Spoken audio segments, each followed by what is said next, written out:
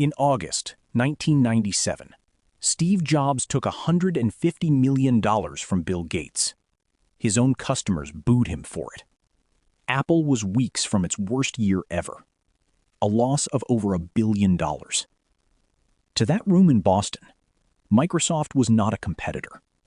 It was the company that took the Macintosh idea and won with it. And Jobs had just put Bill Gates on a giant screen, floating above his head. Here is the rest of the situation on the table. Apple's debt has been downgraded to junk. Standard & Poor's rates it B-, then CCC. Jobs does not even have the job yet. He is a returning founder with no title. The company fired him 12 years earlier. And within 7 weeks, he will delete more than 70% of everything Apple sells. Not the failures, entire categories. Printers, cameras, the Newton. He will even pay $100 million for a company, purely to shut it down. The people booing thought they were watching a surrender. They were watching something else. It just did not look like a plan yet. Put yourself in his chair, because the textbook answer here is not weak. It is strong. Rule 1. Do not hand legitimacy to the company trying to bury you. Apple's entire brand was built as the alternative to Microsoft. That was not decoration. That was the reason customers paid more. Take the enemy's money on a public stage and you tell every one of them the fight is over. Rule 2. Do not trade away leverage for cash. Apple had a live patent claim against Microsoft, running for years. That claim was one of the few things Microsoft actually wanted removed. You do not settle a case when the other side needs the settlement more than you do. Rule 3. When you are losing money, you protect revenue. Apple was bleeding over $1 billion a year. Every product line you cancel is revenue you delete on purpose. The standard turnaround move is to cut cost, not catalog. And Rule 4, the strongest of them all. Apple licensed the Mac operating system to clone makers to grow its installed base. That was not a mistake anyone invented. That was the exact strategy that had beaten Apple. Microsoft won the personal computer by licensing Windows to everyone with a factory. Volume attracts software. Software attracts users. Apple had finally started running the playbook that worked. So the textbook move is clear. Keep the lawsuit. Keep the product range wide enough to serve every customer. Keep the clones and grow the platform. Cut costs quietly and wait for the next good machine. Any rational person would have done exactly this. Jobs read the same textbook. Then, he did the opposite of all four. He ended the war. Then he shrank the company, on purpose. On the 6th of August, he announced the deal. A $150 million from Microsoft in non-voting preferred stock. The patent fight? Settled. And Internet Explorer would ship as the default browser on every Mac. He gave his enemy the front door of his own product. Then came the cutting. By late September, more than 70% of Apple's product line was gone. The number usually quoted is a drop from around 350 products down to about 10. He killed the Newton, a product with real customers. He shut the printer business. He ended the clone program. Apple paid roughly $100 million in stock for Power Computing, its largest licensee. Then, it switched the company off. He spent money he did not have to remove his own distribution. The audience in Boston booed in real time. The loyal customers felt sold. The clone makers were destroyed. Newton owners were abandoned. And Apple's own annual filing that year refused to call any of it a victory. Its words, "There can be no assurance that the benefits of the Microsoft relationship will not be offset by the disadvantages. That is the company's own lawyers hedging on the founder's signature move. If this failed, there was no plan B. There was no more cash to try a second idea." Then, on the day of the announcement, the market did something nobody in that room expected.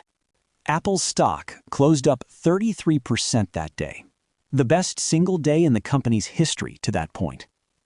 1 year later, Apple reported a profit of about $309 million. The bleeding had stopped. So, autopsy. Was this vision or a man getting lucky in a room full of enemies? 3 findings. Finding 1. The money was never the point. Everyone remembers the check. Look at the balance sheet instead. Apple's own filing shows the number. About $1.5 billion in cash and short-term investments. $150 million was roughly 10% of what Apple already had. That does not save anybody. Jobs was not buying cash. He was buying Microsoft Office. Without Office, a Macintosh cannot open the documents that businesses and schools run on. No spreadsheet, no memo, no compatibility. A Mac without Office is not an underdog computer. It is an appliance that cannot do the work. And the deal locked it contractually. 5 years of Office and Internet Explorer for the Mac, written into the agreement. Here is the proof both sides knew this was the real currency. 1 year later, the government built an antitrust case against Microsoft. Prosecutors pointed to one threat in particular. Microsoft could stop making Office for the Mac. The software was the weapon. The check was just the wrapping paper. Finding 2. The safe option was not safe. Now, you will often hear that Apple was 90 days from bankruptcy. Jobs said it himself years later. The filing tells a different story. The company stated its cash would cover the next 12 months. Both can be true. On paper, Apple had about 18 months of runway against its losses. But its debt was rated junk, its sales were falling, and its survival depended on developers who were already leaving. The clock was not on the bank balance, it was on the software. And the textbook options each ran that clock down. The lawsuit burned cash toward a verdict years away. The clone program was supposed to grow the platform. Over the previous 2 years, total Mac OS machines sold fell roughly 20%. The clones were not adding customers. They were taking Apple's best ones and selling them cheaper hardware. Standing still was not holding position. It was slow-motion death with better manners. Finding 3. The cost of the textbook. Follow all 4 rules, and here is the outcome. Apple keeps its pride and its lawsuit. Microsoft has no obligation to the Mac. Office for Mac gets quietly deprioritized, and the business and education markets go with it. Apple stays wide, funds nothing properly, and arrives at the iMac 2 years late with less money. The textbook protected the company's dignity. It did not protect the company. Now the caveat, for the record. Jobs did not create Microsoft's motive. Microsoft was under antitrust pressure and needed a living competitor. Jobs walked into a room where the other side had its own reasons to sign. He did not manufacture that leverage. He found it. And subtraction alone saved nothing. Cutting 70% bought time. What actually rebuilt Apple was the iMac, then the iPod, then the iPhone. Addition, not deletion. Keep both on file. They matter for the verdict. The case for luck. Microsoft signed for its own reasons. That antitrust pressure was not his doing, and the products that saved Apple did not exist yet. The case for genius. He found the real dependency and paid for it in currency he could afford to lose. Here is the test this channel always applies. Genius is when the logic works before you know the outcome. Run it. In August 1997, was the reasoning sound with the information available then? Yes. And every link is checkable without knowing the future. No Office meant no business customers. True that day. The lawsuit burned cash toward a distant verdict. True that day. The clones were shrinking total Mac sales. Measurable that day. A line spread across hundreds of products, funded none of them. Visible on the books. He did not need to predict the iMac. He needed to know what Apple could not survive without, and pay for it. The outcome needed luck.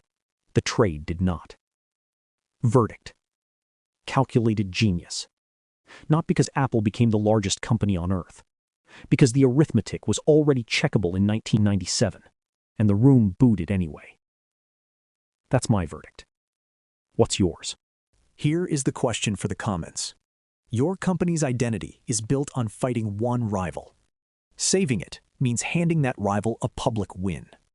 Do you take the deal? Want the opposite specimen? A man who bet everything on no evidence and still won. That autopsy is next.